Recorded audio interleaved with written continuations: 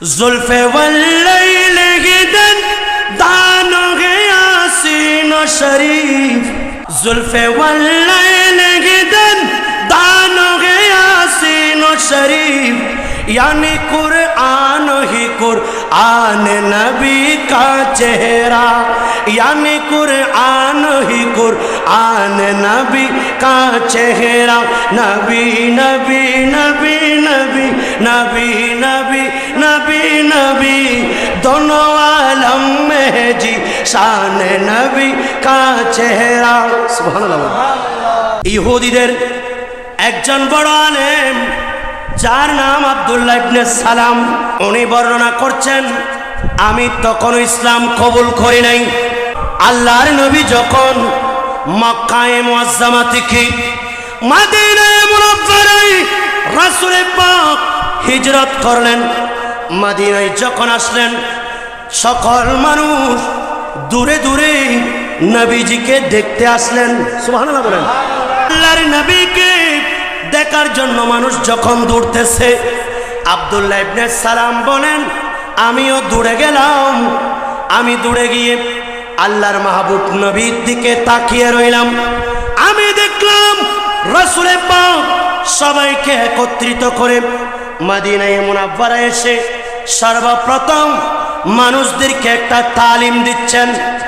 ফালাম্মা রাআইতু ওয়াজহাহু আরাফতু আন্না ওয়াজহাহু লাইসা বিওয়াজহিল কাযাব। সুবহানাল্লাহ সুবহানাল্লাহ। মানুষ যখন আল্লাহর নবীকে দেখতে আসলেন আমিও দৌড়ে আসলাম। আমি দেখতে পেলাম মানুষ চতুর্পাশে নবীজিকে দেখছেন। এমন সময় আমিও দেখতে পেলাম। আমি দেখার সাথে সাথে আমি বলতে বাধ্য হয়েছি এতই সুন্দর চেহারার মানুষ কখনো মিথ্যা কথা বলতে পারে?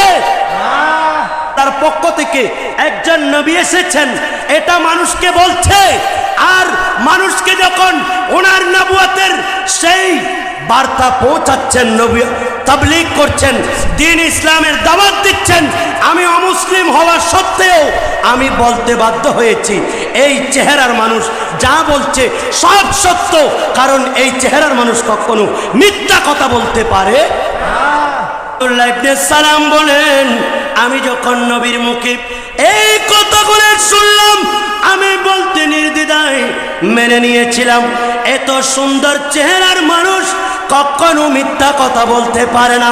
উনি যে আল্লাহর নবী এটা সত্য। শুধু তাই নয়, ফাসামিতুহু আমি আরো শুনলাম আল্লাহর নবী মদিনায়ে মুনাওয়ারায় এসে মানুষকে নসিহত করছেন। বাবারা একটু খেয়াল করেন, আল্লাহর নবী ইয়াকুল রাসূল পাক বলছেন ইয়া আইয়ুহান নাস এ মানব জাতি তোমরা শোনো, আফসুস সালাম, তোমরা একজন আরেকজনকে সালাম দাও। সুবহানাল্লাহ।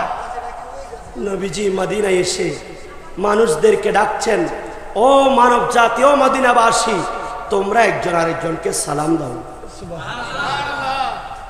এই সালামের প্রবণতাটা এখন একটা মডেলে পরিণত হয়েছে, ঠিক কিনা? ঠিক। এটা মানুষ তাকিয়ে থাকে যে আমাকে সালাম দিক, অথচ সালাম দেওয়ার জন্য তাকিয়ে থাকা এটা কবিরা গুনাহ। যেই সালাম আগে দিবে রাসূল বলছেন তার অন্তরে কোনো অহংকার নেই। আসসালামু কাবলাল কালাম। কারোর সাথে কথা বলার পূর্বে আমরা মুসলমানদের চরিত্র হচ্ছে সালাম দেওয়া। একটা সালাম দিবেন 30টা নেকি, একটা ইবাদত আপনার কাঁধের মধ্যে চলে আসে। বাবারা আজকে থেকে সালাম দিবেন, একটু হাত তুলে দেখান না, নবীর মাহফিল থেকে একটা একটা শিখি। আল্লাহ কবুল করুক, আমিন। দেখি সবাই মিলে আমি সালাম দিব, আপনারা উত্তর দিবেন আসসালামু আলাইকুম ওয়া রাহমাতুল্লাহি ওয়া বারাকাতুহু। এবার আপনারা দেন 30টা নেকি ওয়া আলাইকুম আসসালাম ওয়া রাহমাতুল্লাহি ওয়া বারাকাতুহু আপনার আমার আমলনামায় উঠে গেছে। সুবহানাল্লাহ সুবহানাল্লাহ।